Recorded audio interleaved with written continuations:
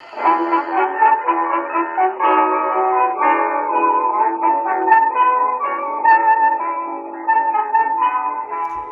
everyone, welcome to Off the Menu. I'm your host Vincent Franchini from Tumblr House, here with the simulated Charles Coulombe. Simulated? You mean like not real? No. Not authentic? I don't know if I'd say that. This stems from a comment we received on our recent Halloween episode. A gentleman said, I came for historical and religious commentary. Stayed for cozy friendship simulator.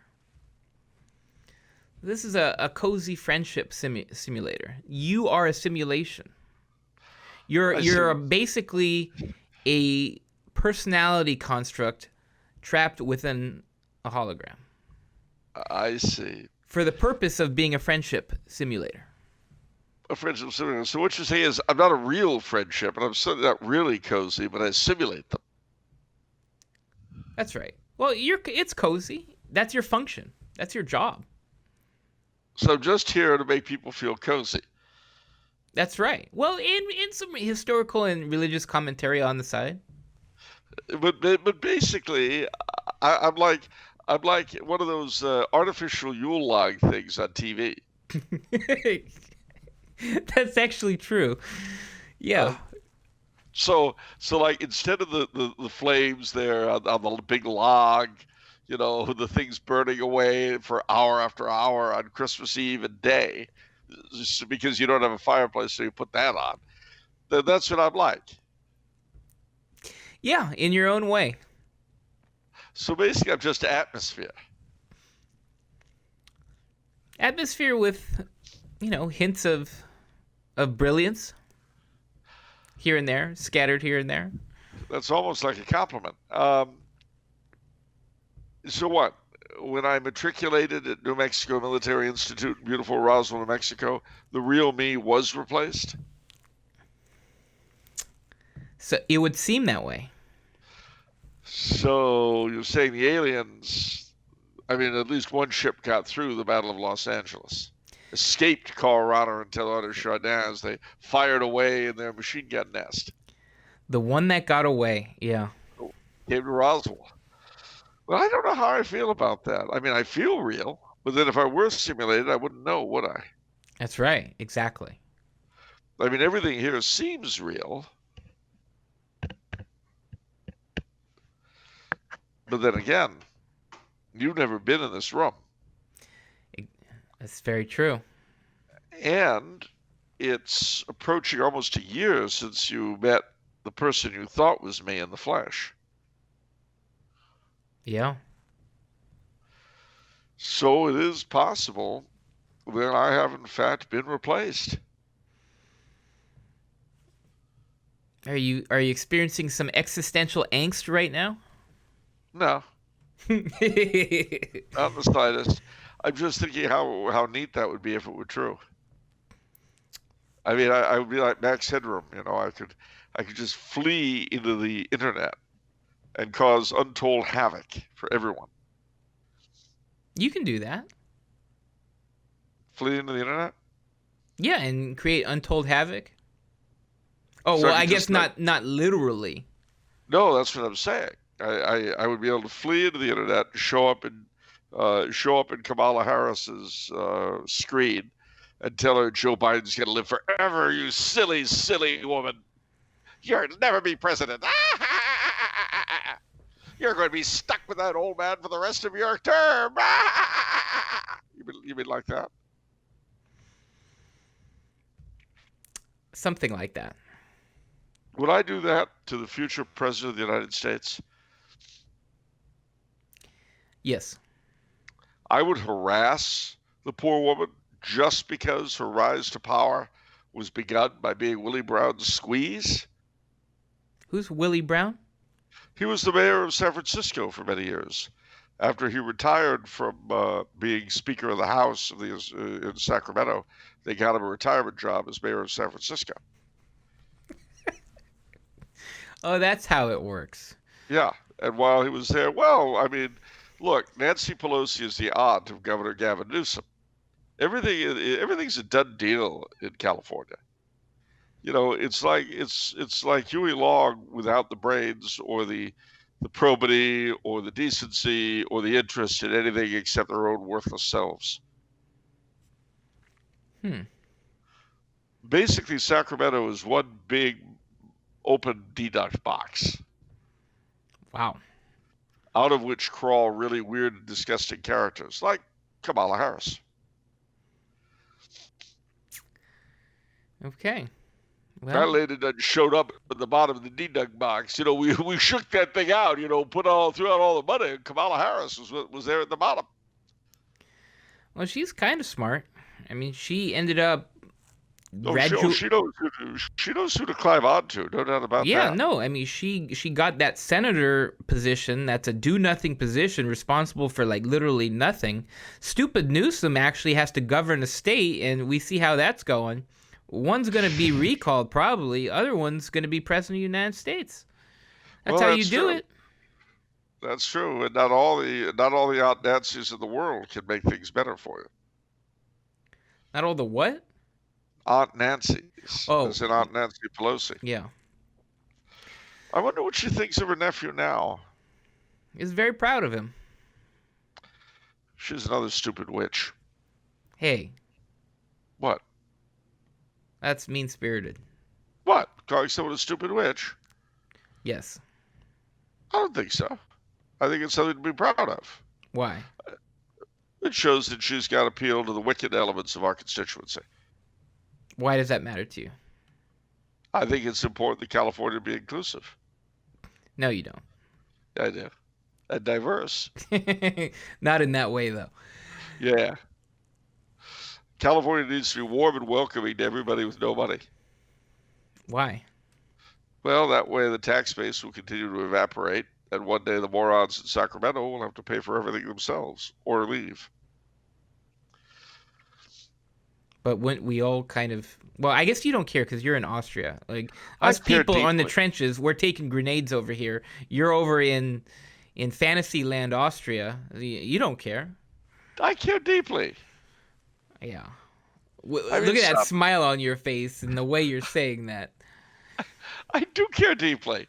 I've got to come back to California eventually. And the way things are going, I'll come back. I'm going to be like Scarlett O'Hara coming home to Tara after the war. Ain't that the truth? I mean, when I get back to California, it's going to be, Mr. Coulombe, things been different since the war. Yeah. I'll come to the burned down hulk of Sevenoaks,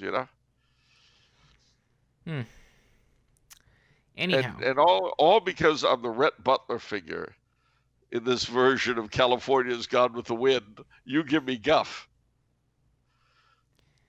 Rhett Butler was neutral though, because he was a wheeler dealer. He wasn't pro South. Well, he was a blockade runner, so he was pro Southern to a degree. Okay. Well, I mean, whatever. He was in it for the money, right? Well, not just for the money. He was also in it for Scarlett. Yeah.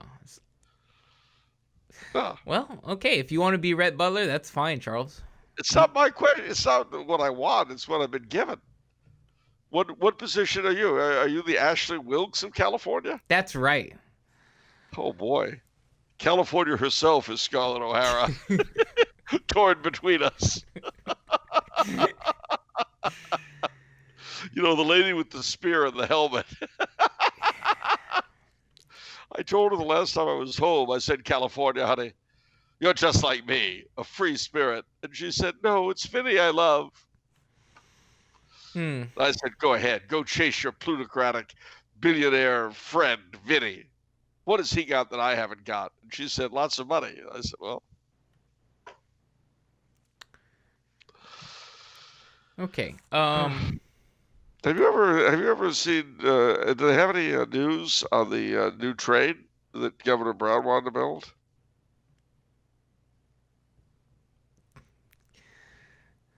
All right. What's Charles? You're trying to continue what we started on the pre-show. I'm not going to let you, though. Let me do We're what? going to get off this crazy train, okay? What crazy train? The thing that you've started in your crazy bizarro world. What are you talking about?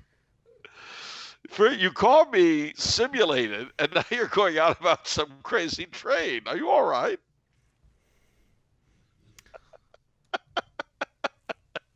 You seem very confused right now. All right, let me ask you a question. What's your favorite style of architecture for train stations?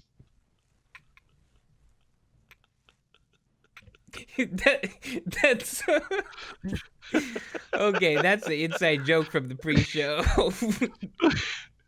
Well, I don't know, but it's not Rococo. Okay. you don't like Rococo train stations. I don't like Rococo's train stations. How often have you seen them?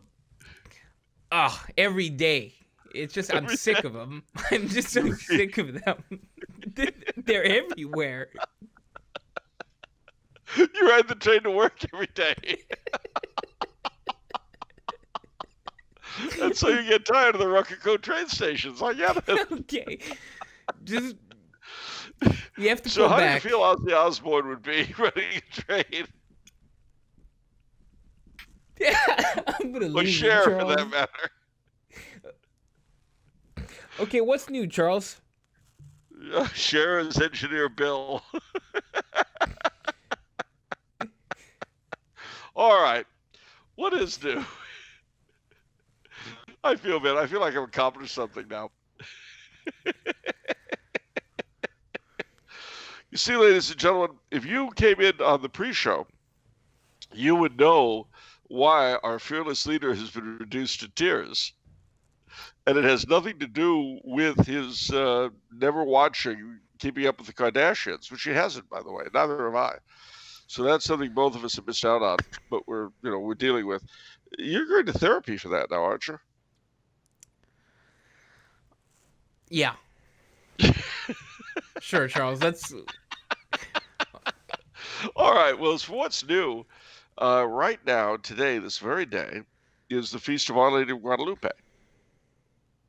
That is the day that we're doing the recording of. But, much as I hate to say it, Advent is rapidly winding down. And I love Advent. I love its feasts, and I always miss it. I love Christmas, of course. I mean, that's about the church year. You love particular feasts, but they all mean it's moving on again. So, like Candlemas is one of my favorite feasts, without a doubt. I love Candlemas, but it is the end of Christmas. Mardi Gras is really Christmas's last gasp. It's once Mardi Gras comes, that's it. Christmas is over. But anyway, we're not to Christmas yet. We had snow here in Trumau earlier in the week. It came and went, but we had a day of winter wonderland, which I enjoyed very much. Let me see, what else can I tell you? The Austrian Supreme Court legalized euthanasia today. So say a prayer that only the members of the Supreme Court who voted for it receive it, and no one else in all of Austria. well. Yeah. So, what does that mean? Yeah. So, a person can just request to be euthanized under any circumstance? Yeah, not just to request, but have their family help them. What does that mean? Their family help them? Well, I mean, you can ask your family to snuff you. See, before, if they did, they could be arrested and charged with murder. Now they can't be.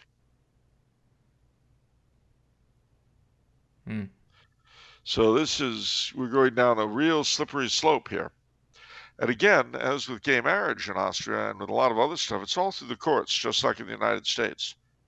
And there doesn't seem to be any way to deal with these judges. They're not responsible to anyone or anything except what passes for their own little pinheads.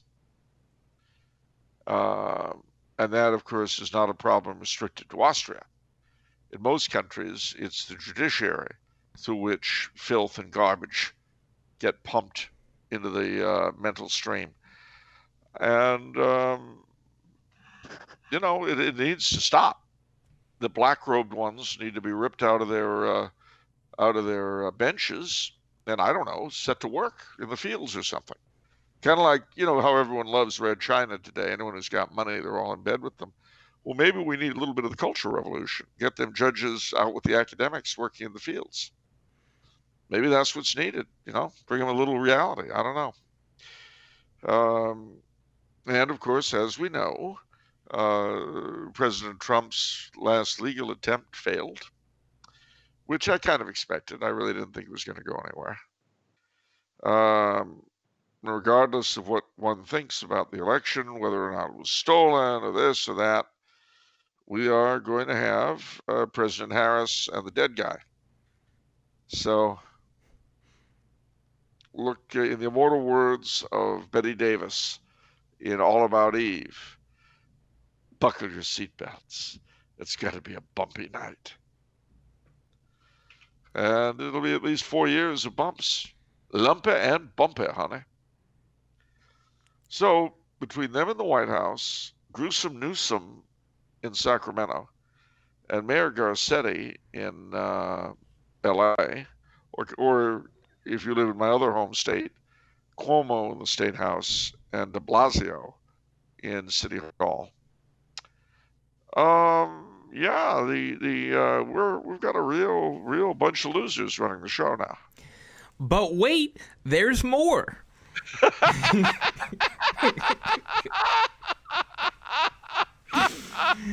Hurry while supplies of idiots last.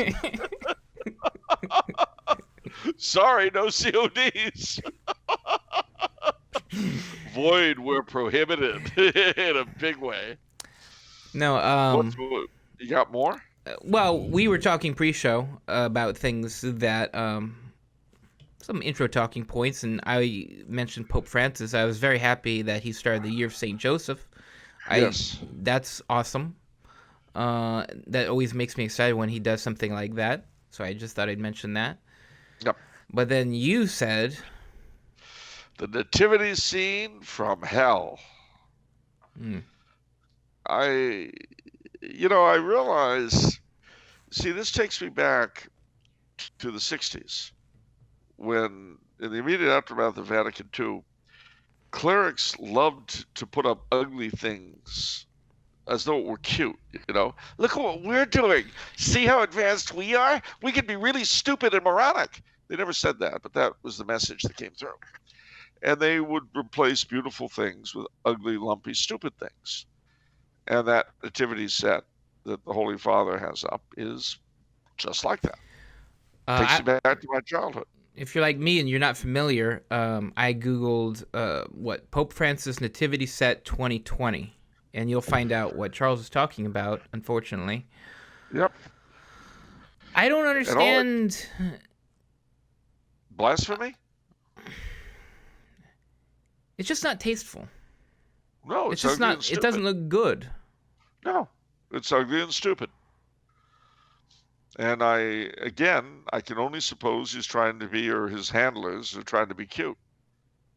I really do begin to wonder if the Holy Father is still really compos mentis. And I'm not saying that to be funny or hyperbolic. I'm wondering if he's all there. I have to believe it's... I'd like to believe it's his handlers, because I don't get it. I don't get it. It's very, very sad. I would suggest, ladies and gentlemen, that you don't look at the nativity set until after the Christmas season, because it won't help you enjoy the Christmas season. In fact, probably if you're one of those folk like I was for many years who loves to watch the Holy Father's Mass on Christmas, and boy, under Benedict, that was always a joy. You might want to give it a miss this time, because you're going to be seeing that thing in the course of the broadcast. There's no way to avoid it. So maybe you want to go to Midnight Mass yourself, or look up one of Pope Benedict's old masses on YouTube or something. But it's a very dark time.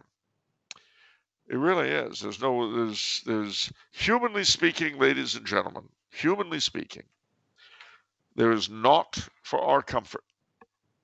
But fortunately, and that's what the approach of Christmas should remind us, there's a lot for our comfort, supernaturally speaking.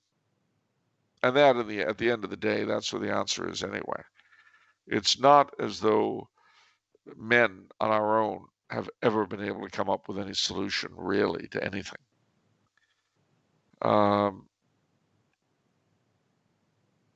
Sometimes they're better than others, and this is one of the dark ones. I don't think there's any way to avoid that. If you get too upset or distressed by the change in government, I would invite you to reflect on a terrible thing. In the United States, we have been bathing our hands in the blood of infants for decades. Why should we have any kind of decent government in the face of that? I think we've gotten away with horror for a long time. That's why we're so dead to it. If we had had a government like this within 3 years of Roe v. Wade, I assure you, people would have noticed there was a problem. But, we just went on our laughing way. Okay. One of the things about being here right now is that I've been studying the Old Testament in great detail, and how the children of Israel were constantly selling out the covenant as cheaply as they possibly could, or giving it away for free if that were possible. They were constantly falling into idolatry, and then getting into trouble and calling on God, and he would rescue them eventually, and then they would do it again and again and again, and he would rescue them again and again and again. They never seemed to catch on. Well, we are not like that, in the sense that we have had a very long time of flaunting God's will and God's laws and getting away with it. But the comedy had to end sometime, and maybe it's ending now. I mean, it's tough luck for those of us who are stuck with it. But, I think of my Aunt Jenny, who died in March. I think of other people close to us who died this past year. Maybe they were taken out so they wouldn't have to see the worst. There's no way to know. I don't have any way of predicting the future. But what I do know is that, good, bad, or indifferent, Christmas is coming.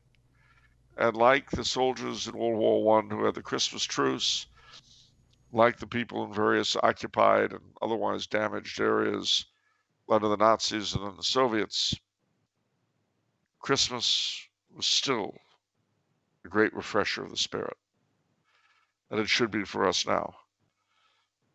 If you remember the wonderful show, the musical Auntie Mame, they had the song, "We Need a Little Christmas Right This Very Minute." Well, yeah. This year, I think we need Christmas as much as we needed the autumn leaves in the autumn. We need the best that the calendar can give us to get through all of this rot. And you'll hear me say the same thing about Candlemas, and I'll say it about Mardi Gras and Lent and Holy Week and Easter, until things either improve or become so bad that, let's just say, become so bad that we're not in touch anymore. Which God forbid. Because frankly, even as a simulation, I very much, that's the real reason you thought I was smirking. Because, as a simulation, I'm not really given to the same problems you people have. But I could be turned off. A simulation like myself is only real the way Tinkerbell is real. And if people stop believing in fairies, Tinkerbell starts dying. If people stop believing in the simulation, I start dying. You see? You're combining rules of fantasy and sci-fi to your own ends. Yeah, so what? Why can't I do that? Exactly. There's no board of regulation of the boundary between sci-fi and fantasy. There's nothing like that. I can do what I want. Think of Hitchhiker's Guide to the Galaxy, smart guy. Yeah, that bent the rules a lot. What about Hitchhiker's Guide? It bent the rules, the boundaries between science fiction and fantasy tremendously. How is it fantasy? How is it fantasy? Oh, tell it to the dolphins. They'll tell you. The dolphins all flying away from the earth. Yeah, so That's long and fantasy. thanks for all the fish. Yeah. That's fantasy. Yeah. And just the fact that I'm doing it. You're telling me I can't combine aliens and elves. Is that what you're telling me? Oh, fairy. Well, okay, whatever. Tinkerbell in sci-fi. All right, fine. Tinkerbell and R2-D2. Well, technically, if you're... I mean, it's kind of the Doctor from Star Trek Voyager. He's a hologram character, but... Yeah, a hologram, but, I mean... So R2-D2 is not a hologram. You're telling me he could be if he wanted to. Are you telling... But Princess Leia was, and she came out of him. That was just a projection, though. You're an entire personality construct. Ah, that's true. But I play one on television.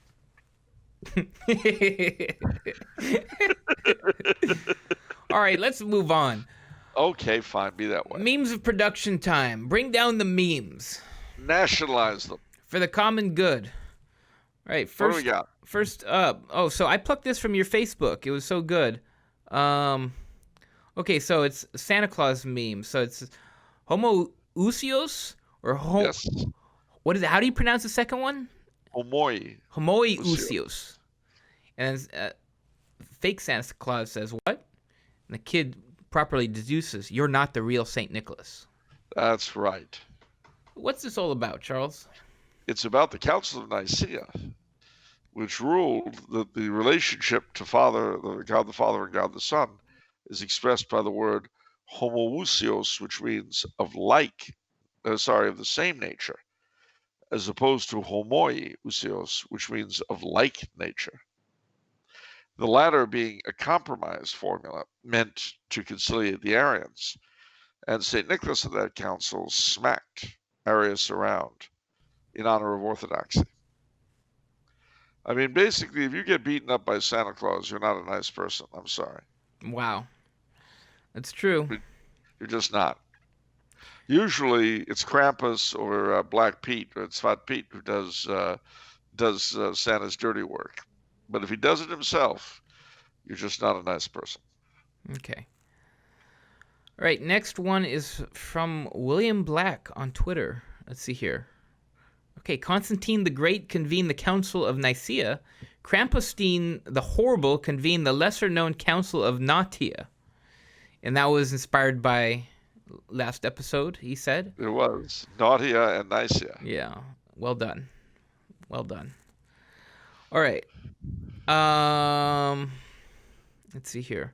Oh, this was a great... See, you didn't think we'd find this? My minions are everywhere. I say. Don Franchini, look what I found. We've got a very young Charles Coulombe here. It says Roy Charles A. Coulombe, author, The Triple Crown. That's right. The Rothschild is actually my legal name. But it's impossible for you Anglo people to pronounce. Why is that impossible? I don't understand. Try it and find out. I mean, the only name that's impossible to pronounce is that Polish name Gregor, and then it's got like a last name with hard. Like a million Z's and syllables. And have you seen that hard, meme? But try to pronounce this one. What? Roy Charles Coulombe. That's not how it's pronounced.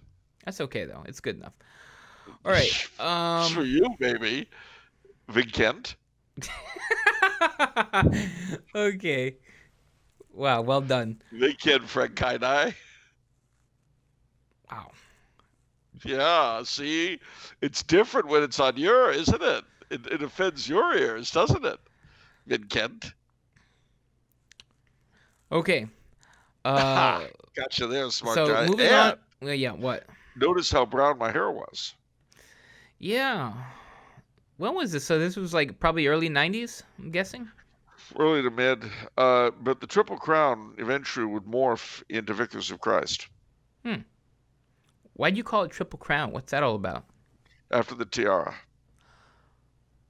How is it triple? It's got 3 crowns. Oh, Look at the tiara. It's got it's three okay. crowns. Yeah, That's that's why right. the Italians call it the triregno. Do those three crowns represent different things? Yeah. What do they represent? Well, there are 2 ways of looking at them. Uh, one is the spiritual power, the temporal power. The third is a mixture of both. And then there's teacher, leader, and prophet or something. I forget. Okay. All right. So a tweet that is a derivation of the picture we just shown from R.W. Caravaggio. Oh, there it is. And he says, "Oh, I fixed it. Fixed the picture." I guess this is The simulation at for work. based. I'm not sure what the implication is, but I think it's because you're based, and so that gives you some sort of power there. So, How can I be simulated and based? well, your former self was based. That gets extracted from your body and put into a hologram. So now I'm basically Max Headroom. Matt, I don't know who that is. It's an elderly reference. Don't worry about it. Oh, okay.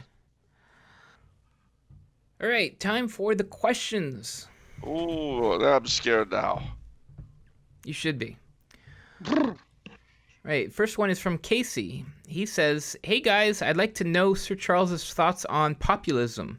There seems to be a serious resurgence in use of the term, and it seems well suited to be a counter to globalism and the globalist elite.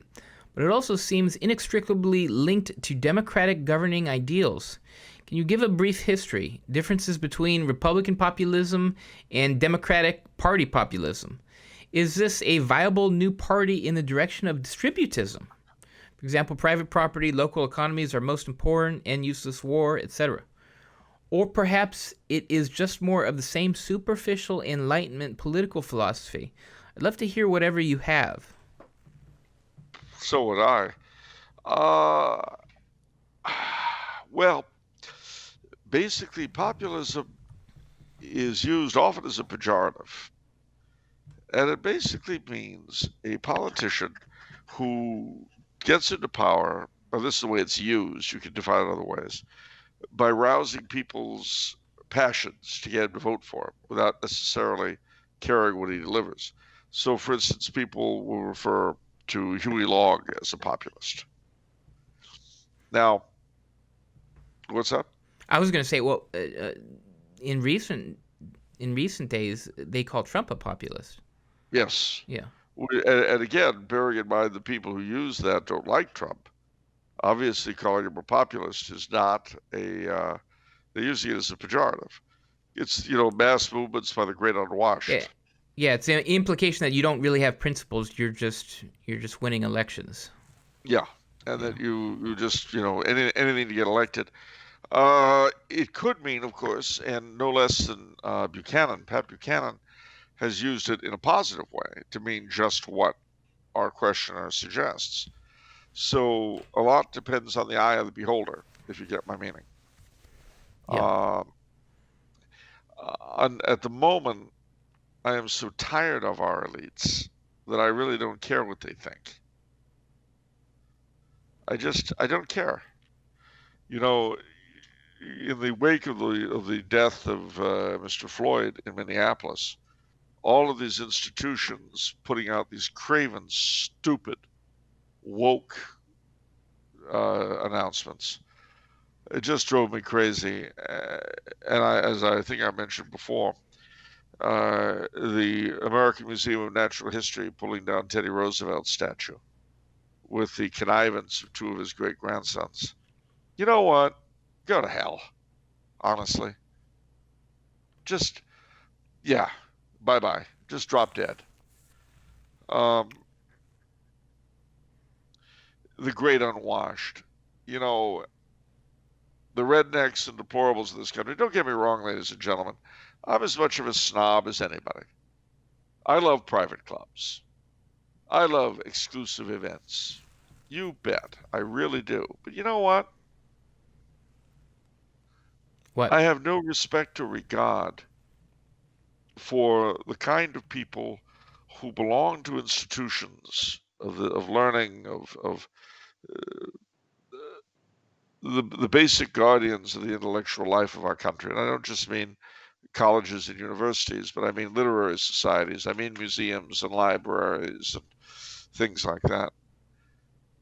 When the denizens of those elevated places start attacking the founders of the organizations they belong to, or yapping about their institutional history or the national history as being purely a history of genocide and slavery, you know what? You're right.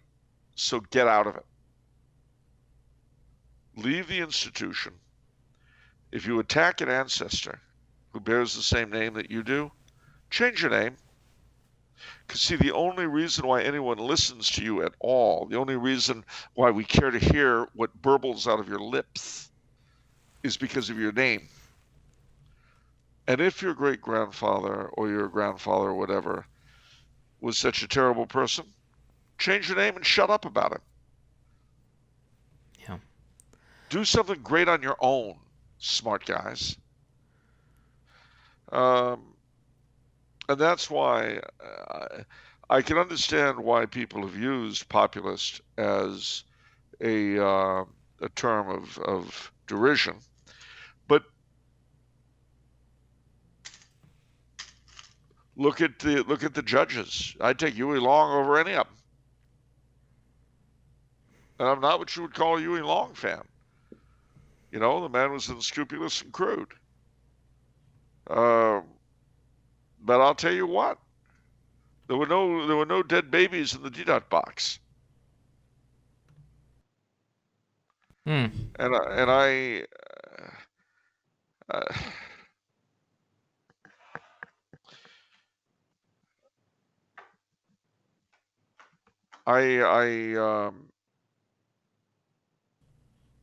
I've said for a long time, and I'll say it again, these sniffy little morons yapping about how people who favor the nuclear family and marriage and all that are fascists and so forth. You know what? That's how you create fascist little morons. You'll get what you want one day, and there'll be no one to hear your cries. And I hate that. I utterly hate that. And it's all so pointless and needless. It doesn't have to be this way. Hmm. All right, let's So, go on. What's up? I want to ride Casey's coattails a little bit on this. His question kind of got the wheels of my mind turning, and so I have my own question kind of related. All right. So the anti-corporation rhetoric is so prevalent in the Democratic Party. They Oh always talk about the God. 1%, right? The top 1%, blah blah blah. We're gonna clean up Wall Street. Um, they Blah blah especially blah. they especially Indeed. love preaching it, and they're marketing themselves as the fighters for the poor. And the Republicans are just as bad, honestly, but they just don't pretend, right? No, Uh, the Republicans don't pretend that they're the party of the poor. And you know, I'll tell you a story, ladies and gentlemen. Back when Obama was the president of the United States, I was through a long set of circumstances that needn't concern us. I ended up at a party on Stone Canyon Road in Bel Air. Huge mansion, gated thing with a guard. And this was a party filled with liberal Democrats, many of whom, at least half of whom, later in the coming week, we're going to go to that $30,000 a plate dinner with President Obama, which he would throw for himself every time he came to town.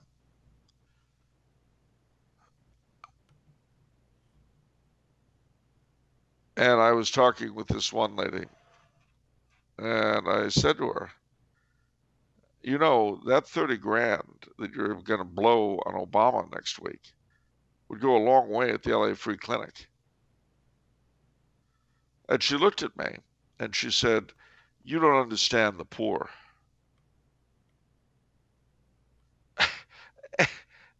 And I said, Miss, where did you go to school for your 8th grade? And she said, Westlake School, which is a wealthy Episcopal school in the Valley, now merged with Harvard School, a boys' school. And I said, of course you did. I went to Virgil Junior High. More stabbings than any other school in the city, including the high schools in my day. Don't you ever presume to tell me about the poor. And that, well, she shut up pretty quick.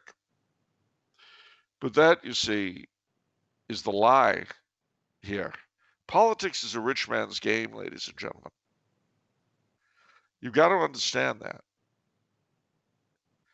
There are different sorts of rich men. They're not all the same. There are different parties among them. There are different groups among them. But the ones who lie to you are the ones who tell you that they're out for your best interest. They're not. They couldn't be. They couldn't possibly understand what it's like to wonder where your next meal is coming from, or to wonder what to tell your kids when you've lost your job and you don't know where your next one is going to be had. They've never gone through that. They don't know what that's like, and they don't care. I remember when Mrs. Clinton would address black audiences and she put on this phony black accent. I mean, the only thing worse than the kind of patronization they give you is the fact that so few people catch it. The truth is that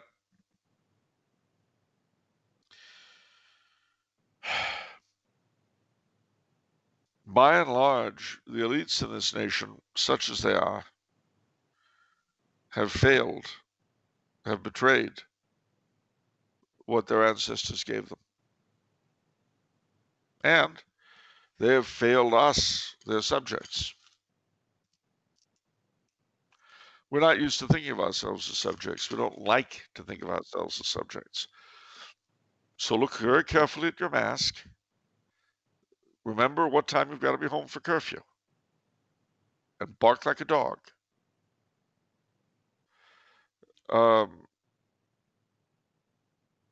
The truth is that reality is like this all the time. We're all of us subject to those with money and power and wealth.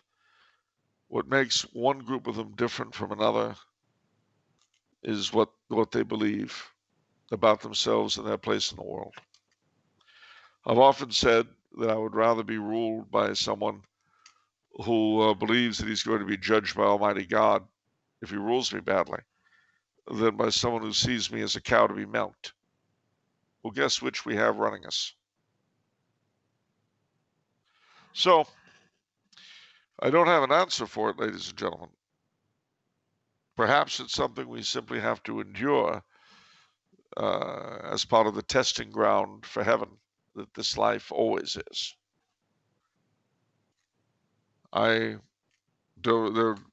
We're getting into a new phase, and they're going to take us on a ride. I don't know where that ride's going to lead, and I don't know. I mean, I can guess how people are going to respond. I suspect there'll be a lot of violence in the future. Let's try not to be part of it. Let's try to keep our cool and our sanity. Above all, let's try to not be like them, feckless and stupid and uncaring of anything but our own interests. Let's try to see the common good. Let's try to see what's better for our town, our county, our state, our country, the world as a whole. Let's try not to be selfish and moronic. The two very often go together. I mean, we have no control over them, ladies and gentlemen, but we do have control over ourselves. And as my late father used to say, you can't make anyone else be what you think he ought to be. All you can do is be the kind of man you think everyone should be. And this applies to women too, by the way.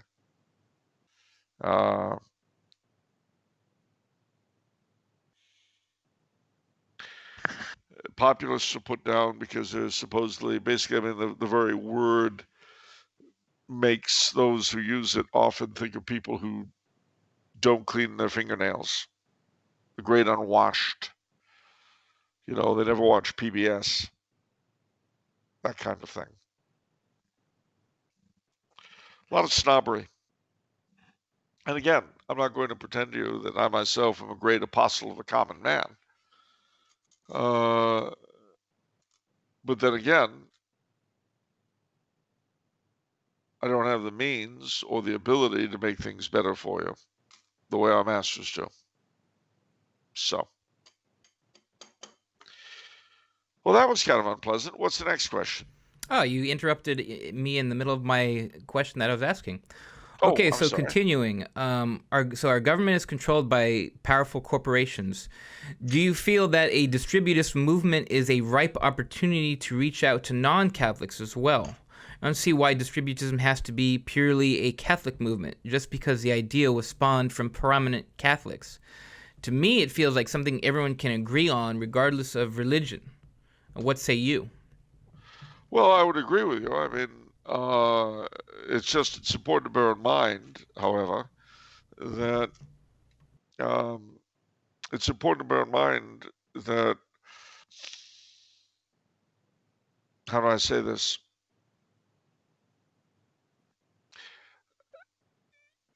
For the Catholic, cooperation with non-Catholics in politics always has to be tempered with the realization that you can't sell it short.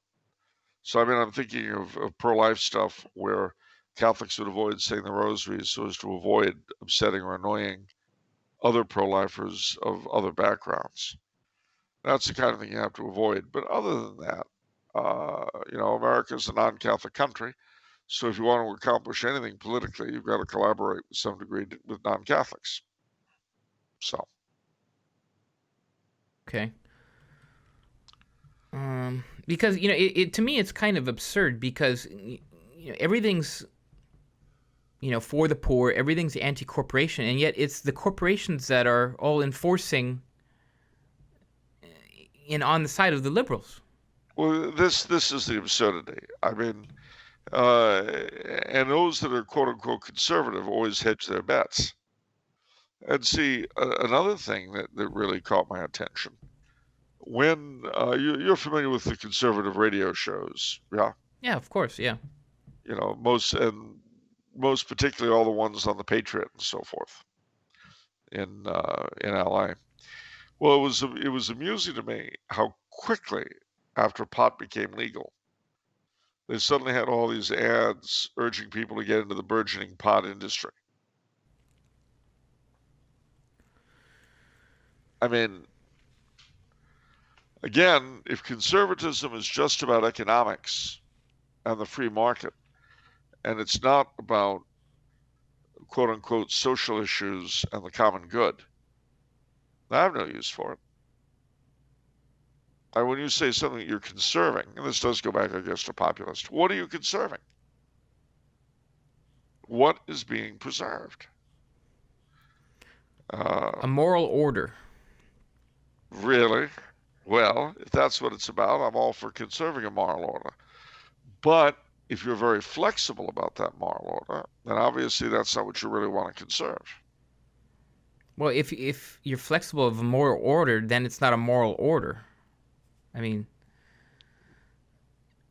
right? I mean that you're just twisting things. Well, pretty much. I'm saying if for you, the primary thing about being conservative is preserving the moral order, and someone who considers himself a conservative but doesn't care about preserving the moral order is not a conservative. I'm putting forth what Russell Kirk said, and that one of the things that stuck with me Yeah. in defining conservatism. But you see, the problem is that Russell Kirk, his definition would apply certainly to the people who are often called today paleocons. But there are a lot of people for whom conservatism is purely a matter of economics, free trade and capitalism and so on and so forth. And and a lot of that can shade off into what do you call it? Into a lot of it can shade off into libertarianism. So, Yeah. I mean, again, I don't want to give the impression that I don't want to give the impression that we should be as exclusivist as possible. But there are two columns you can fall between. All right. One is being so ideologically pure that you're useless. One is being so flexible and practical that you stand for nothing. And you can guess which of the two is the most dangerous right now. Yeah. And the whole corporation thing, it is very, very funny.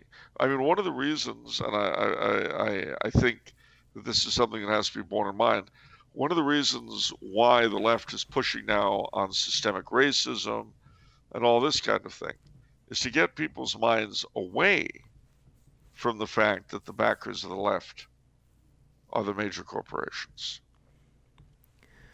Yeah. And it's one reason why the major corporations themselves are making all these noises about it. Oh, we're working to remove systemic racism from our policies and blah, blah, blah. Oh, really? So you're firing your whole board, are you? No, I guess you're not, are you? You're divvying up your profits with people of color? Oh, I guess not, huh? How about this? How about every major corporation, and there are a lot of them, that talks about systemic racism, dedicating 50% of its gross profits to the black community? Equal shares. How about that? See, that way it wouldn't be this cheap, stupid mouthing. The Indians do that. What, cheap, stupid mouthing? No, the Native American casinos actually. Oh yeah, sure. That's, of course, that's the money that comes out of the casinos goes to the tribe members. And a few of them, if you're an Osage Indian in Oklahoma, boy, you got some dough. So, but I mean, this empty, stupid posturing. All right. Okay, next question is from Robert. Okay. Dear Charles, would you answer a question that's been bugging me for a while? Sure. So all our politicians, and especially libertarians, are saying how communism is the worst form of government, which it is. But they are all doing business with China. This especially bugs me relating to libertarians because they always say less government, but then they don't have problems outsourcing everything to China, which is a top-down state like none in the world. It seems to me that everybody is high and mighty when it doesn't cost them, but then say we shouldn't do business with them because their state is killing minorities, oppressing everybody, and is not a free market. They just use the free market logic and say it will sort itself out, and also add, if you don't like it, then just don't buy stuff from China. But then you look at the world and like 99.98% of our stuff is made in China. So is there any way out except CCP to fall? Why doesn't any political figure ever say that the West should stop dealing with them? It's really frustrating. Well, they don't because they're worthless hypocrites. And you're right. Everything you said is absolutely true, without a doubt. You have no idea how many people are in China's pocket. It's just our rulership are worthless. I don't know. I don't know how many ways I can say the same thing. Yeah. One of the things I want to talk about and bring to everyone's attention is the concept of bringing about change. We know the ideals that we want to strive for. There are pure forms of conservatism, shall we say. There are pure forms of bringing the church back to tradition. We want to go way back, right? But how do you do that? See, that's the problem. It's a process. There's a huge process. You don't just flip a switch and say, okay, we're going to do this now. You don't just flip a switch and say, okay, we're not going to buy from China anymore. I mean, just think about, as a human being, let's say you're a huge, horrible drug addict. And you say, okay, do you just say, okay, let me not be a drug addict anymore? No, you can't do that. You can say it all you like. You have to plan it out, and you have to have a process. You have to check in the therapy, and they're going to guide you through a plan. In getting a degree in business, there is an entire course dedicated to organizational change. You see, for example, I mean, when you acquire a company, you're absorbing people from a different culture. You don't just say, okay, we're doing everything our way now. We're doing everything this way. Everything everything, it doesn't matter. You're doing this our way. No, you don't do that. You make everyone a part of the process, a part of the decision-making process. You get everyone involved. There are things you do. And so I kind of want to talk about that, because we're always talking about the ideas, right? Oh, we want to get rid of China. Well, how do we do that? Well, to be honest with you, there's a lot of stuff that people can do. The first thing you've got to bear in mind is local, local, local. You live where you live. That's the first thing you've got to always remember. There is an effort underway in various places, and I heartily support it, called Shop Local. Very often they'll select a given Saturday. Ask your local chamber of commerce about it. A, if they do it, and B, if they don't, why not? And that basically encourages everyone to avoid the chains on a given day. And hit the mom and pop stores, put out a little extra money, shop locally. But there's more than that. And this is something we've talked about in the past, but it's something that I think has even more urgency now than it ever has before, especially when the international, national, and state leadership in so many places and urban leadership in so many places is so stupid and worthless. Get active in your local community. And this includes things like historic preservation, the town library, the town historical society, local stuff, depending on what your interests are. And then be very attentive to your local government. The last time I voted in a municipal election in Monrovia, California, a couple of things hit me. One was that only 10% of the population voted. And the second was that only one office was contested. And that was the office of mayor, the person running against the incumbent being someone who thought it was a good way to try to launch his acting career. Now, it so happens that Monrovia is actually run by a sort of coalition between the downtown business owners in Old Town and the preservation people. And actually, the result of it is that they give us very good government, but people aren't participating. It's what I call the dictatorship of the involved. You know, I hate to quote that great theologian Woody Allen, but he's made the very good point that at least 50% of success is just showing up. So, I like that. Yeah, there's a lot of truth to it. So, I would urge you, ladies and gentlemen, to get active on your local scene. And at the same time, it will allow you to evangelize quietly but effectively, because people want to know what your motivations are. And do it for two reasons. One, to evangelize. Two, for the thing itself. But you see, if you should feel called upon to serve in local government, you will already be known as a local volunteer. You see, and that's how people get anywhere in local government, is by being known. I mean, why? There's a two-edged question here. One is, why shouldn't you be involved in local government? But the other edge is, but why should anyone want to vote for you?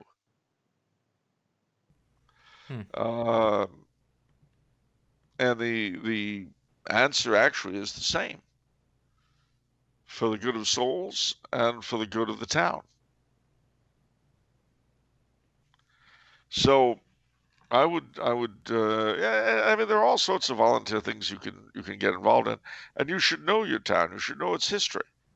You should know the history of your parish.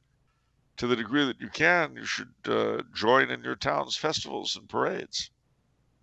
Well, they all have them. I'm bagging on the San Gabriel Valley just because I've lived there for so long. But another town that I think is terribly well run is Sierra Madre. And two of their great festivals, their Wisteria Festival, which has the biggest wisteria in North America is it's this gigantic monster. It's 150 years old or something. But every year they have a festival to celebrate its existence, which seems kind of weird. But I mean, it's like when I was a teenager living in Tahunga, we had the annual Watermelon Festival, which, is these things are kind of clunky and hometowny and all that, but they're fun. And they also go to build up a local spirit. Of course, the Watermelon Festival had a beauty contest, and the Watermelon Queen was chosen. And she was the girl who was built most like a watermelon. So, what? Well, I don't understand who would enter that contest. Well, let's just say the one element of it that everybody avoided was the swimsuit contest, the swimsuit section. Everybody kind of boycotted that part.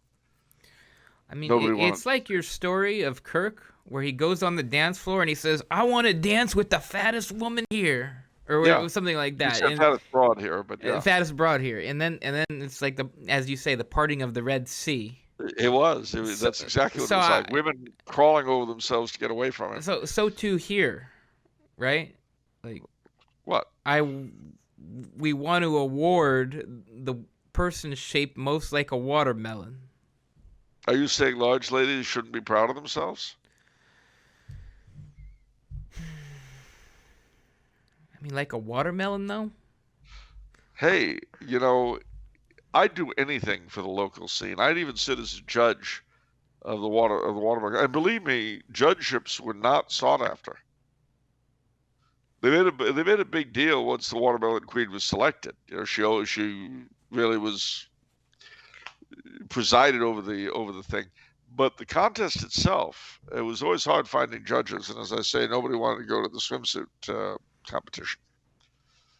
And by the way, that's the only beauty pageant of that sort I've ever heard of which that was the case. Alrighty. But at any rate, the other big thing that they do in Sierra Madre, they do a lot of things. Like they've got a local theater company and this sort of thing. But they also have an annual carol sing. And all the different folk from Sierra Madre gather in their little central square and they sing Christmas carols. Oh, I'm sure that's unconstitutional. Oh, stuff it. If you're one of these people that get their jollies out of spoiling other people's time because of a constitution, just, jump off a bridge and then tell me what it's like at the bottom. Okay. Or take a train ride All right, let's move on. to a Rococo train station. That's right, Rococo's train station. All right, Yes. moving on. A question from Andrew.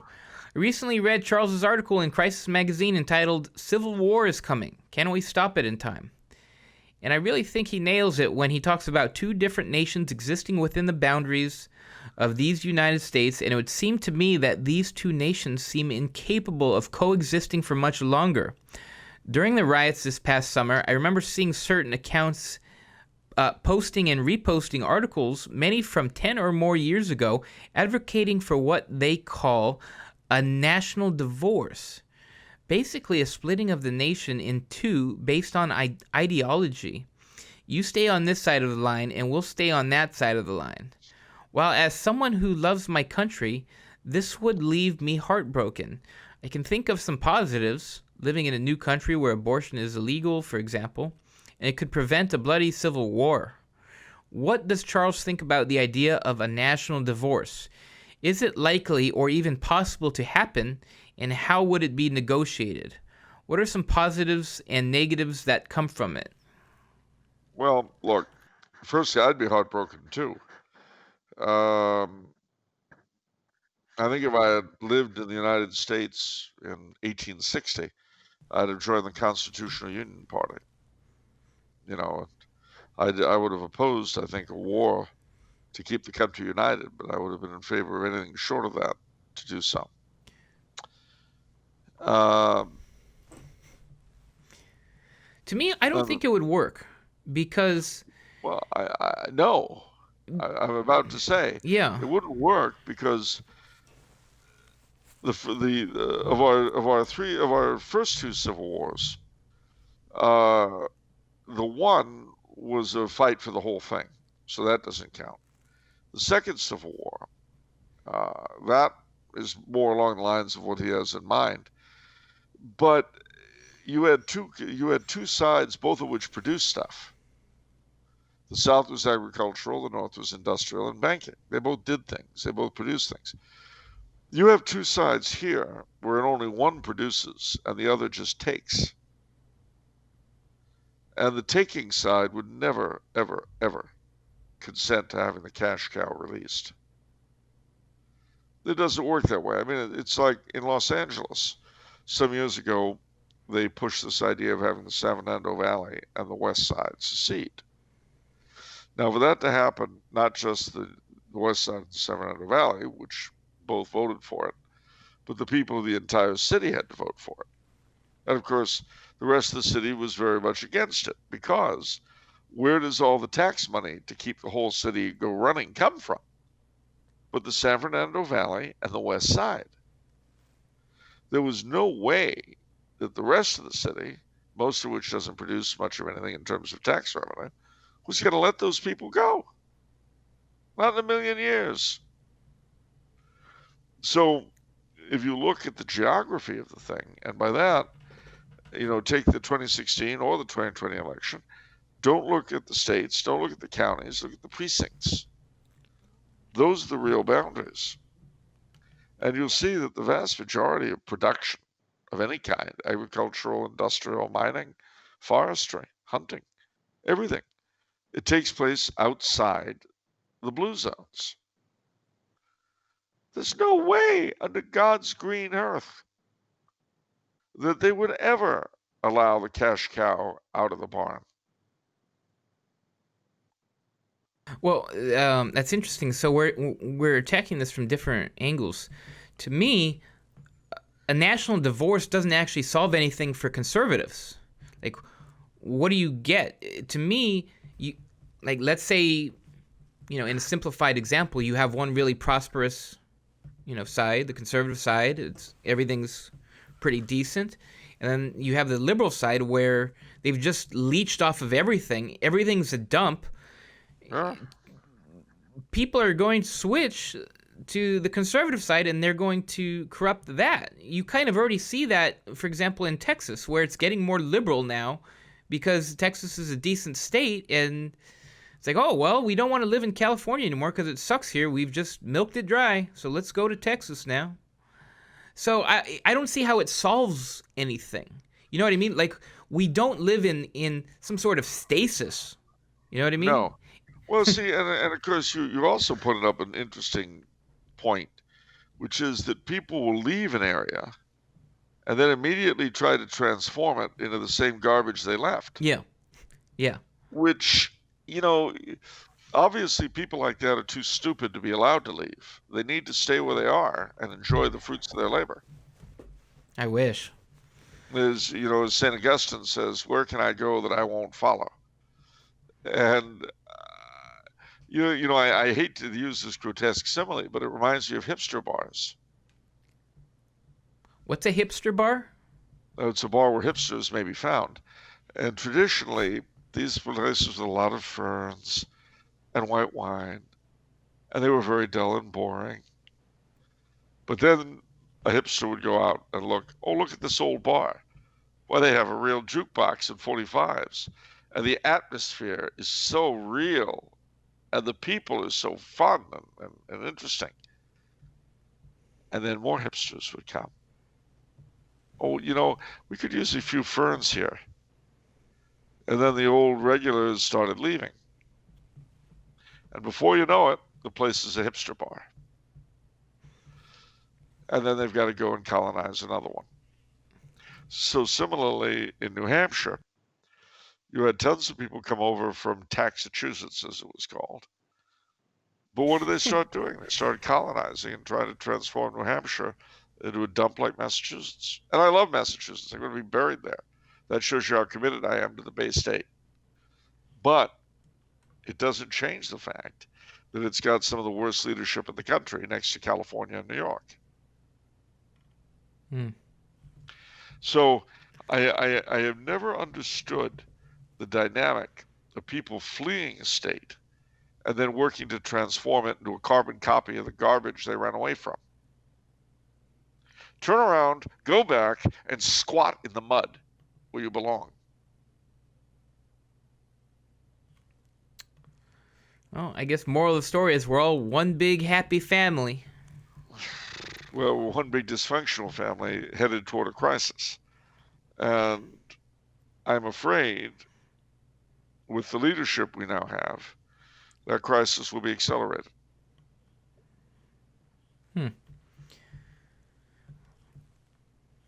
Okay. Couple questions from Brian. Charles, I've often heard you say that we get the rulers we deserve. To what extent do you think that history is made by great individuals? We are all to some degree the product of our times, though some rise beyond it to a greater or lesser degree. Which do you enjoy reading more or find more useful? Histories focusing on a single individual or those that look at wider trends? Well, actually both, because you've got to bear in mind that while there certainly are great individuals who make tremendous changes in their time and are really worth knowing about, by the same token, you've got to bear in mind that those great men are produced by certain eras. Now, they may well rise above those eras. They may be exceptional individuals that are very unlike it, but to really understand them, you've got to understand what they came out of. So I'd have to say both. I can't say one or the other. It's chicken and egg, to be honest with you. Okay, and the first part of this question is the most interesting to me. To what extent do you think that history is made by great individuals? I guess emotionally, I guess you sort of feel the sting because you feel the actual sting of the bad individuals, the bad influences, sure. Yeah. And you sort of take for granted the good influences. You know what I mean? That's also true, yes. So, so would you say that history is primarily made by great individuals? Well, yeah, you see, it goes back to the chicken and egg problem. I mean, yes, but those great individuals don't jump out of duffel bags. And where they come from and the circumstances they arise in make a lot of difference in the specifics. So, to give you an example, if you compare American and European history, in a lot of ways, George Washington, was the equivalent of various revolutionary figures in Europe, but he was far more benevolent than they were as a rule. Uh, Andrew Jackson was very much the American Bonaparte, but he wasn't as overwhelming as Bonaparte. Lincoln was, in a certain sense, the American equivalent of people like Bismarck and Cavour. Uh, but again, I think on the whole, more benevolent. And then FDR was our answer to Mussolini and the strong men of the interwar period. And again, I mean, he's not one of my favorite people by a long shot, but he's certainly a lot better than some of the equivalents. But the reason why these men were less bloodthirsty, shall we say, had more to do with the circumstances they arose in, I think, than merely a question of their character. So, for instance, a man like Mussolini had a lot more opposition in Italy in his period than Roosevelt did in his. Because Americans tend to be very conformist, you see. And so if someone's in power, we go along.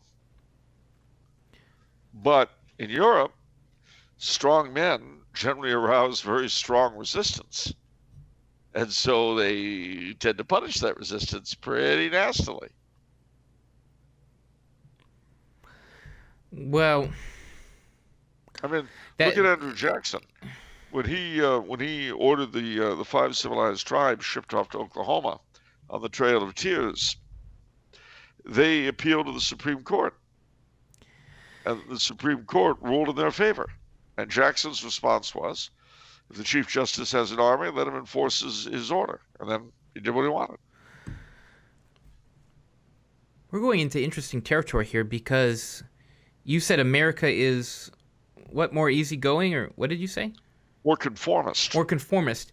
Now, harkening back to a previous discussion we've had on this, you say Protestant countries are conformist, Catholic countries are nonconformist, which This is is interesting true. because that would suggest that Protestant leaders actually would be more benevolent than leaders that emanate from Catholic countries.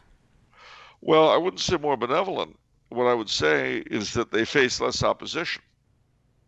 In Catholic countries, even if people are not believers, there is the quest for the absolute, which is why they have such little tiny political parties and why it's so difficult for them to agree on anything and why they often have authoritarian leaders, because the people are naturally anarchic. But in Protestant countries, people tend to be very conformist and they do what they're told without having to be smacked around. So as a result, they don't usually get leaders who smack them around because there's no need to. That seems like a big strike against Catholic areas compared to Protestant areas.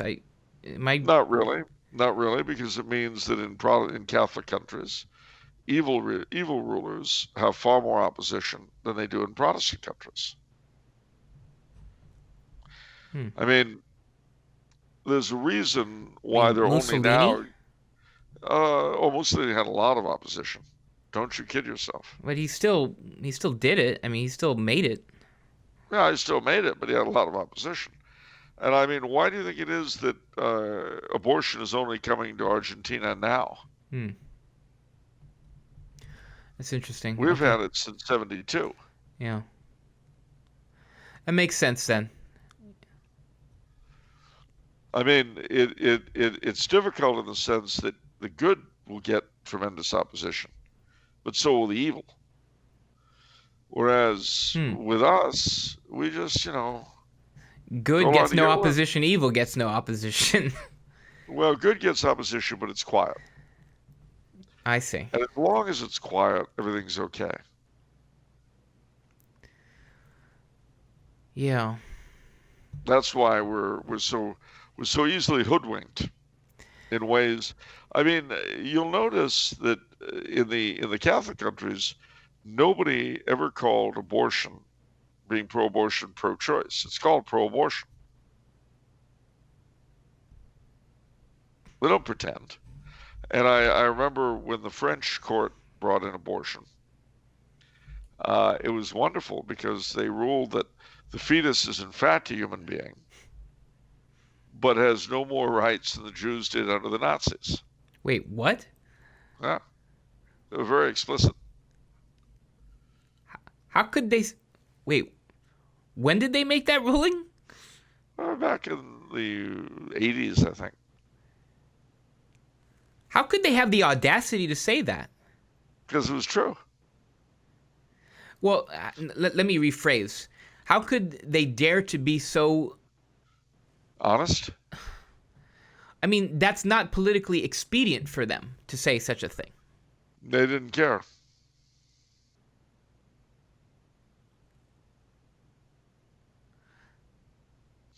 I'm surprised that they couldn't. I guess what I'm trying to say is I'm surprised that they couldn't sugarcoat their reasoning better than that. I guess It's they a just. cultural thing. They couldn't do it. Wow. That's shocking that they would say such a thing. But be honest. Well, yeah, but the judges being honest, yeah, it's always a shock. Yeah, I know.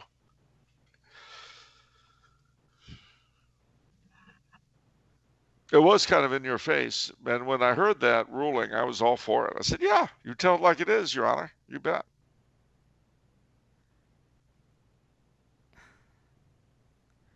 I mean, that's like an argument against abortion is to say such a Well, no, thing. it's the law of the land.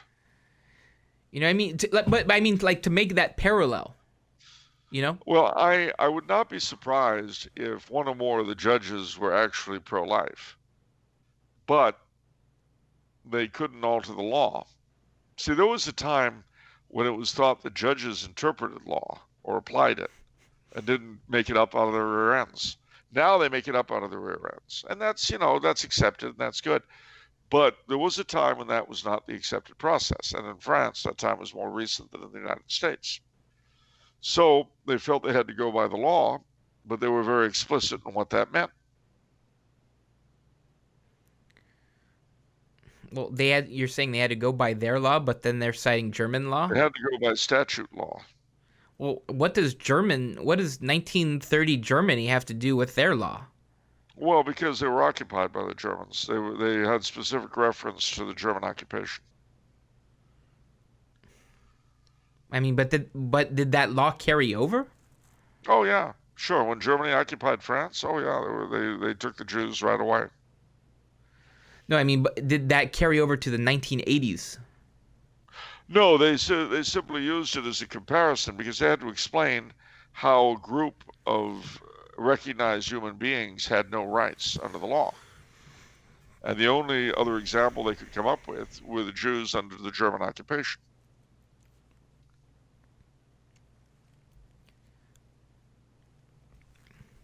I'm just flabbergasted. I don't even know what to say. I guess Truth hurts.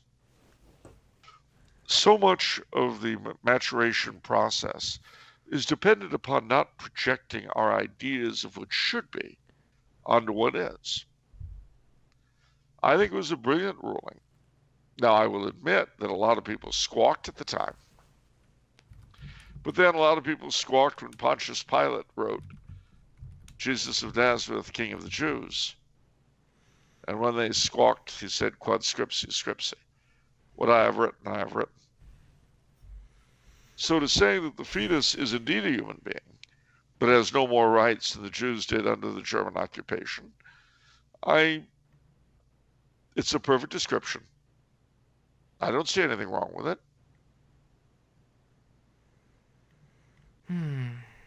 Well, I mean, it's not like they've got more rights than the Jews did, or less. Can you think of any other group of people who were in the same position historically in recent history?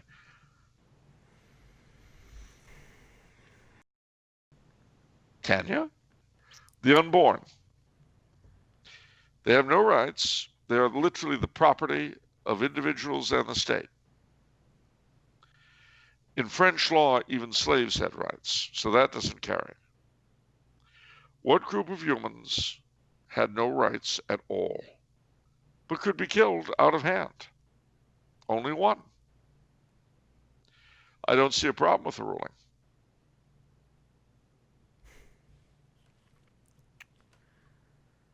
That's very disquieting. What? Okay, we're moving on. I don't have time for your games, Charles. Games? Acceptance of reality on its own terms is hardly a game. It is a very French thing, I admit. It is very French. Rip away that there sugarcoating. Honey child, you want me to tell you about lubfish? So,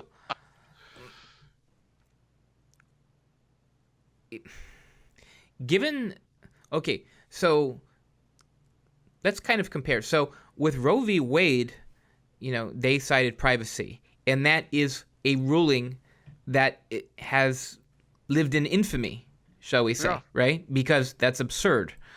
Yeah. So in France, how does that sit? Oh, I see what you're saying. Well, the difference is that in France, they were describing the effect of the laws that Parliament had passed. In other words, the difference is that in Roe v. Wade, they said the laws against abortion all have to go because they violate the right to privacy, which allows you to murder your children, at least if they're unborn. With the French ruling, they were not creating law. They were describing the law that was already on the books. So how'd they create it? They didn't have to justify anything? I don't understand. They just passed a bill? Yeah, in France they passed a bill. And so what the court said is that under the existing law, the fetus is indeed a human being, but has no more rights than the Jews did under the German occupation. So it's purely a description of the effects of the already existing effects of legislation. Whereas with Roe v. Wade, it was the Supreme Court knocking down laws and legislating itself. I see. Okay. See, in the French case, they did not knock down any existing legislation at all. All they did was describe its effect. I see. All right. So very different. Yeah. I mean, with them, they were just saying, look, under existing law, the fetus has no more rights than did the Jews under the German occupation. It's a human being. You're absolutely right. Because what had happened was that someone sued under the fact that they're human beings. Is that explanation common knowledge in the pro-life movement in France? Yeah. Yeah. It's one of those things believe me, that gets. It's one of those egregious things that gets passed around in the pro-life movement to sort of mobilize people. Okay, good, because it should be. That should mobilize everyone. Well, it would. I mean, you got to remember, it's like when they were bringing in gay marriage in France. There were riots all across the country. Now, you didn't have that in the United States. How did they knock down gay rights? And was that a bill? There was a bill, and it was passed, and they were stuck with it. So they don't have judicial activism in France. They do, but it's usually the elites can get what they want through the legislature. They don't have to use the courts. I see. Remember that our masters will use whatever arm of government is most amenable. It's like with us in California.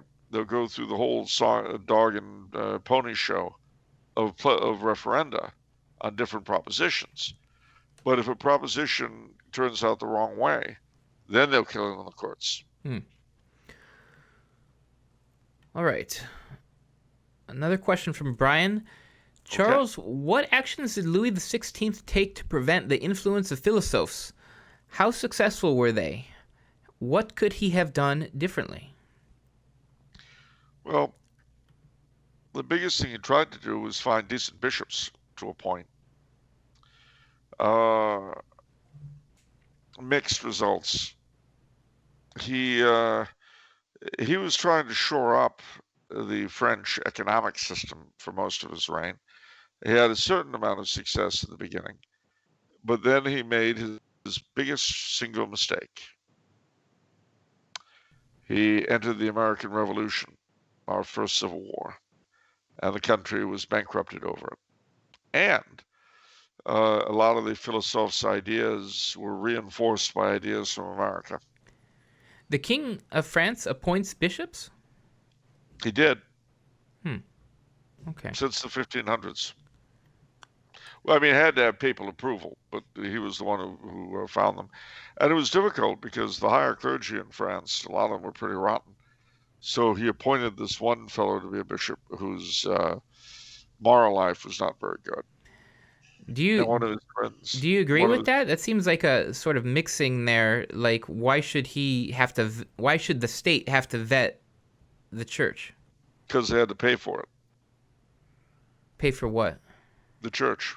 Oh, I see. So, the church had properties and so forth that it got rents from. But at the end of the day, the state had to guarantee the church in all sorts of ways. I see. It was part of a deal the King of France had made in the 1500s with the Pope. So, and as I say, he appointed this one bishop who was had a terrible lifestyle. And a friend of his complained to him and says, how can you appoint him? He's such a terrible guy. And he says, look, at least he believes in the Trinity. Do you see what I have to deal with? So the state, I mean, the fact that a generation before, 2 generations before, Saint Louis Marie de Montfort was banned from preaching in all but 3 dioceses of France shows you that the higher clergy of France in those days were a bit problematic. Kind of the way they are in other countries today. I mean, they almost sound more problematic than here. I don't know if we have to scrounge the bottom of the barrel so much that, well, at least this bishop believes in the Trinity. You don't. Ask Cardinal McCarrick and get back to me. That's one. How many bishops are in the United States? McCarrick was responsible for the appointment of about 50 bishops, many of whom, such as the new Cardinal of Washington, are still very much with us. I see. That's what made the McCarrick report so funny, is that none of his appointees were fingered. They're all still in power. When you say he was just one man, that's in terms of who was punished. Everyone else was left alone. And he's just one man. Honestly, that's like a true noir ending. That's like exactly noir, where everything is corrupt and everything sort of stays. Everything stays the same. Yeah. Vatican Confidential. Right. Question from Youssef. Do you consider Julius Caesar to be a tyrant? No. Why would he ask this question? What are the considerations here? Well, the considerations are that he's subverted the old Roman constitution and so on and so forth. But you've got to bear in mind that the Roman constitution was already collapsing, and that they had gone through several tyrants before Caesar came along. He tried to shore up the empire and reestablish it on a sounder basis. And for his troubles, he got knocked off by Brutus and the gang on the Ides of March. Question from Patrick. Yep. Dear Mr. Coulombe, would you perhaps discuss the story of the Greek Catholic martyrs in communist Romania who were martyred for their refusal to join the Orthodox? And perhaps also discuss the relationship between the Orthodox and communists that made this possible. If you'd like to discuss this, I ask that Don Franchini and his consigliere give you permission to do so. May I do so? Yes, you may. All right. Well, in a nutshell, in 1948, see, the Byzantine Catholic Church in Romania was primarily found in the part of the country that had been under Austria-Hungary, that is to say, Transylvania and Bukovina. When the communists took over in 1948, there was a forcible shotgun marriage at the order of the communists between the Romanian Catholics who were ordered to become Orthodox and the Orthodox. Now, in Romania, oddly enough, where in most countries Orthodoxy, where it had been the state church, was severed from the state, they never did that in Romania. It remained the state church under the communists. But they did the forcible reunion thing in Podkarpatska Rus, that was the part of Czechoslovakia that went to the Soviet Union, and in Western Belarus and Ukraine when they were acquired from Poland by the Soviets. They did the same thing in all these places. The relationship between the communists and the Orthodox was very complex in the sense that those many Orthodox who resisted the communists were generally punished, anywhere from execution to imprisonment to just losing their positions. Those who went along with the show, or KGB agents for that matter in some places who were made hierarchs, they took it. And that was a pretty bad thing. When Romania was freed of the communists, unlike the Ukraine, where there's a lot of bad blood between the Ukrainian Catholics and Ukrainian Orthodox over the churches, in Romania, the re-emergent Catholic Church, for the most part, has made a fairly amicable deal in joint usage of the churches in question. So, which I mean makes a certain amount of sense, because on the one hand we did own it, but on the other hand you've had several generations grow up who don't know any different. So allowing joint use certainly avoids penalizing someone for a past they didn't take part in, while recognizing the justice and injustice of what happened in the past. I mean, I'm a great believer that while past injustices should be noted, people living today shouldn't be made to suffer for them, which would be an injustice of its own.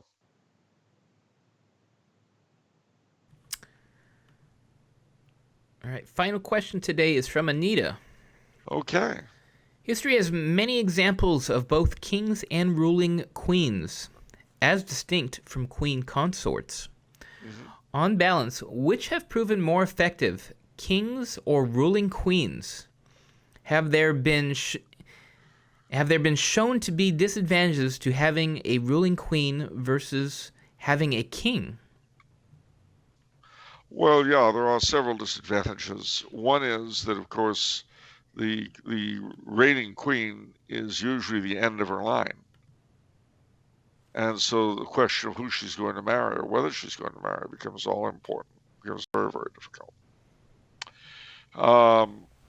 Having said that, there have been a few very effective reigning queens, Christian queens. Isabella of Spain comes to mind, and Maria Theresia of Austria. Queen Mary I and Mary Queen of Scots. Well, Mary of England's religious policy actually turned out to be quite good, despite Elizabeth destroying it, as evidenced by the fact that when her father severed England from the church, all but one of the bishops, the martyred St. John Fisher, went along with him. But when Elizabeth pulled England away from the church, Mary's bishops all refused to go along with her, except one. All the others were either imprisoned or exiled, which shows you that the work she had done on the church was not without fruit, and makes you wonder what would have happened had her policies been allowed to continue. Mary, Queen of Scots, was a wonderful figure in many, many ways, but very tragic. And Margaret of Denmark, of course, was the foundress of the Union of Kalmar. So that's something.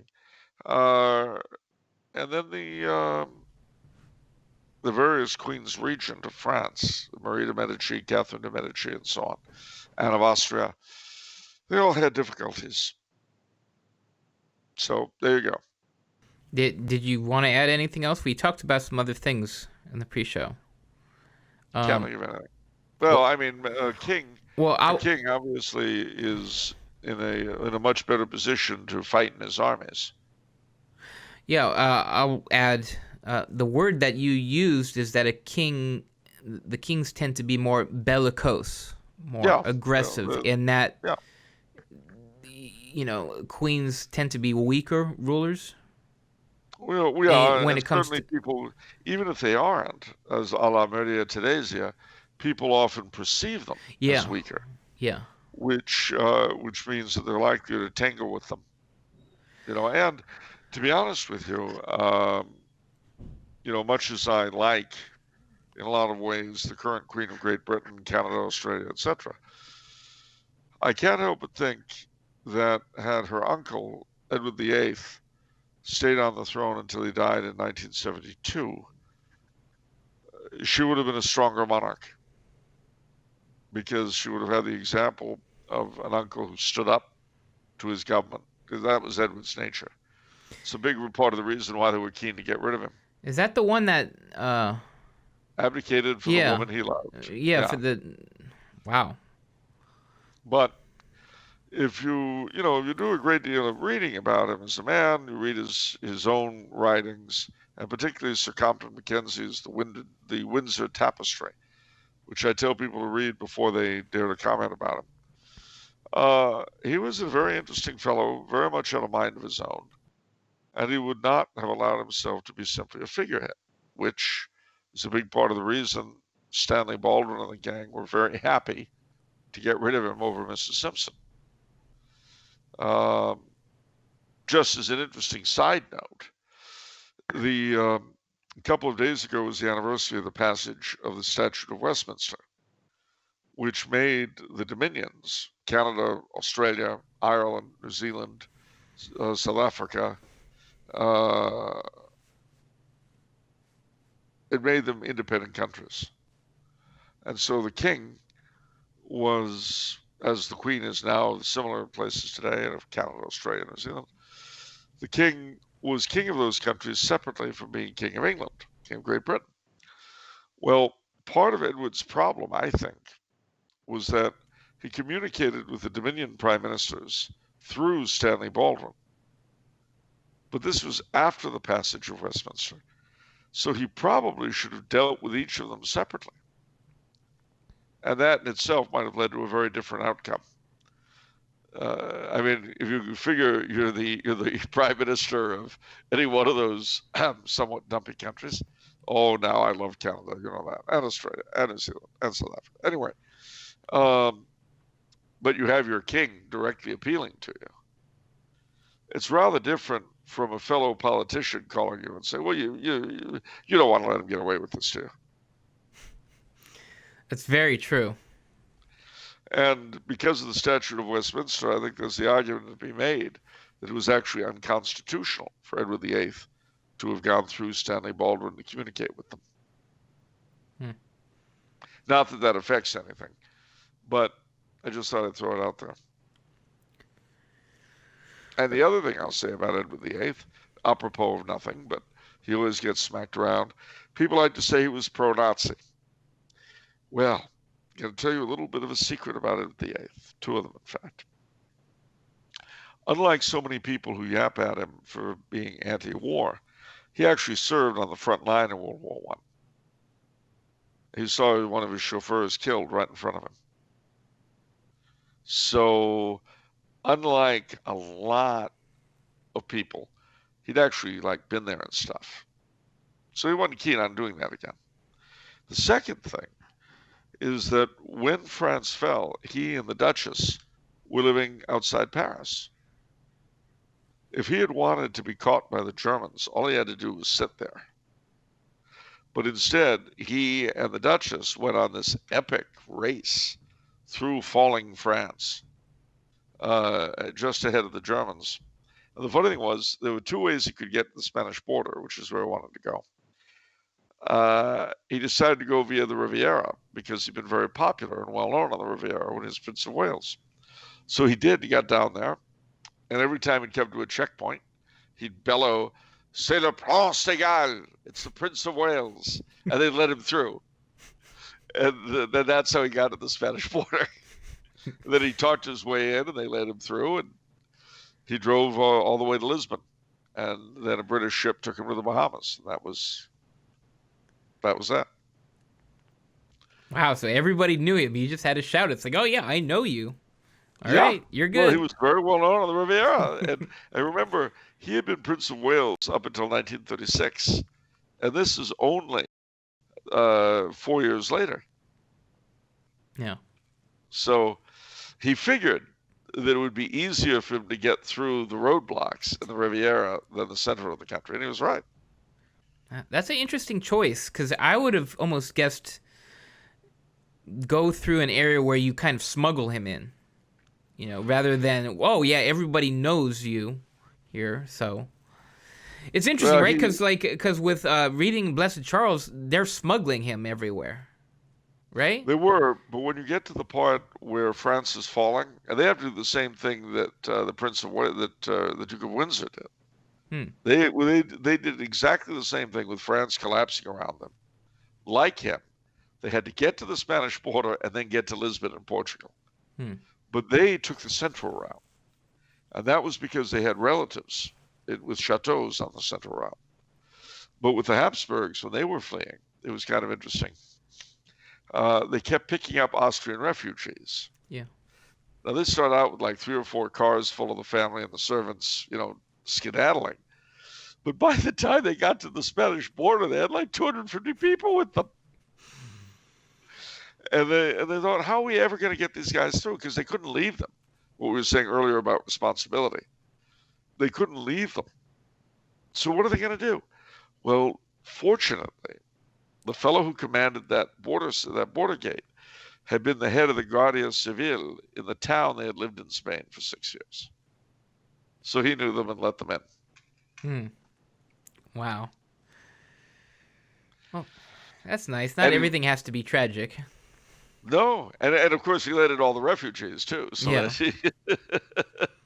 And see, a lot of those refugees were Jews, and they knew that they would toast if they were caught by the Wehrmacht. Yeah. So they managed to escape, and then they got to Lisbon, like the Windsors did. So, yeah, not everything has to be tragic. How far have you gotten in the book? What are you up to now? I got to the dry martyrdom chapter.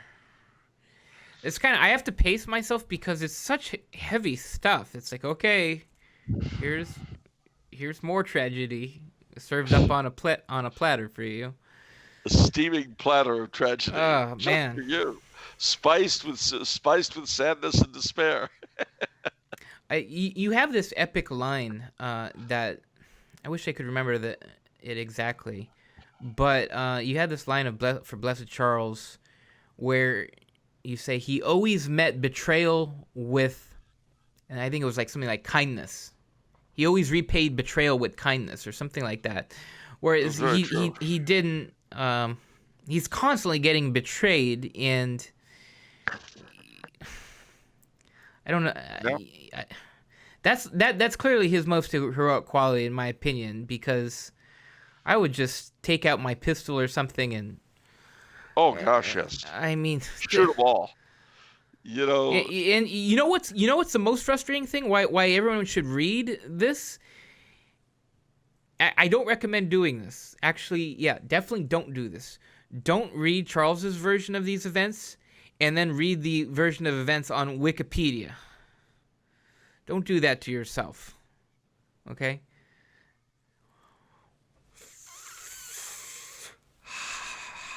Well, you will want to hurt someone. It's bad. It's just bad. It's really bad. Makes you... Well, you've got to bear in mind that it's important to besmirch his memory, because if he's right, we're wrong. Yeah, I specifically what I was reading about was the part on General Horthy. Yeah, Admiral Horthy. Admiral. Yeah, and the Admiral on horseback. Yeah, and I won't get into it, but it's just like, oh wow, Charles came completely uninvited, and they were just shocked, and oh, the audacity Charles had, unbelievable. How dare he? I can't believe this. I just, oh. He was a real. I'll tell you, the people who come out looking the worst in this thing are Horthy, Chernine, Renner, of course, and what is it, Heddenberg? Hedgen? I forgot. Hegedus. General Hegedus. Yeah, he was a real slime bucket. And, you know, the sad thing is that General Lehar, who was as loyal as the day was long, was actually partly responsible. Yeah, I had finished that. Yeah, where he vouched for the turncoat. Yep. Thanks a lot. I always wonder how he felt for vouching for somebody who's going to betray. Horrible. But see, the thing was, Hegedus was not only was his superior officer, but he thought he was, you know, Lehar was actually an extremely good general, a good commander. He really was. But he trusted Hegedus. He believed he was more competent than he was, which was not true. And Charles said, you know, I've got a lot more faith in you than I do in him. I want you to do it. But Lehar deferred. Sometimes, you know, you can be too humble for your own good. Or more importantly, you can be too humble for the good of the cause you espouse. And that, you know, in a sense, it's as heartbreaking as the retreat from Derby during Bonnie Prince Charlie's time. And of course, those generals, John Murray and the rest of them, they were not betraying Bonnie Prince Charlie. They thought that was the best thing to do, and that he was simply wrong. But they were wrong. And they, you know, it's easy to say, of course, they should have had the faith to trust their king, their prince, just as Lehar should have done what Charles told him, and absolutely should have done. But you can understand why they wouldn't. It all makes sense. It's just it was wrong. And that is one reason why we always need to question our own procedures and pray very hard over them. Because we may easily find ourselves in that position, having to make a decision. And sometimes, you know, it looks, prudence would decree you do this. Everything makes sense, you would do this. Yeah, that's fascinating, because Lehar's decision, there was no vice in it. You know, there's no outward vice. You know, it's humility. You're deferring. You trust the guy. You're setting aside power. You know, you're avoiding power for the sake of prudence. But you're just wrong. Just wrong. And he was really, really wrong. Interesting thing about Lehar, though, his brother was a famous musician. If you remember the operetta, The Merry Widow, The Merry Widow Waltz. Anyway, Franz Lehar, I think, was his name. And his brother, after it was all over, his brother was just about penniless. The general, I mean, and especially after World War II.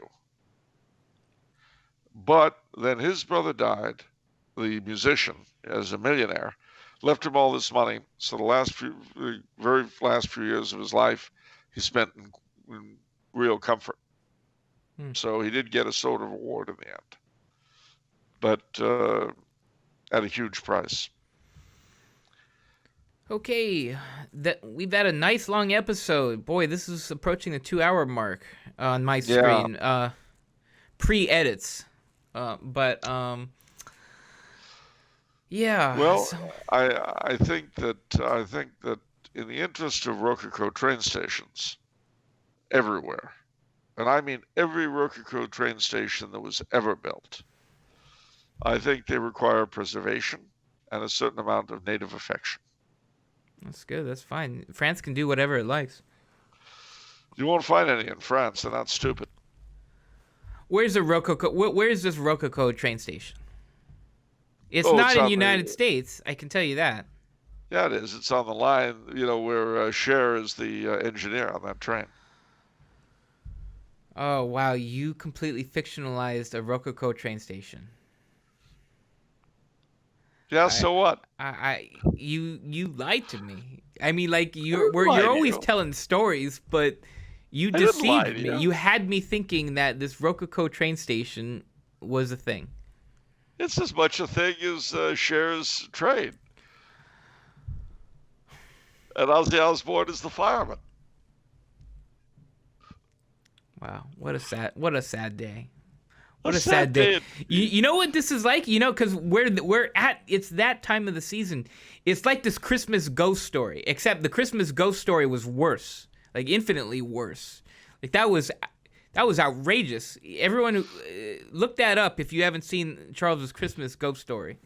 It's the one for the Yeah, ages. I'll people tell you did get that. upset with me. It's unbelievable. They did get upset with me. They did. It's true. I bet you enjoyed every second of it too. Oh yeah. So be it, Charles. So be it. But I think Rococo train station could be the title of this episode. Sure. In true chaotic neutral fashion, we'll name it. Chaotic neutral rules. All right, that's gonna do it. So Chaotic neutral. so remember, if it's Monday, No, don't, please. I work alone. I can do this. It's off the menu. but what about the soul you save? That, and this is my considered opinion. All right, this isn't some off the cuff drivel. That soul may very well be your own. See you next time, everyone. Right. Have a continued glorious Advent. Take care.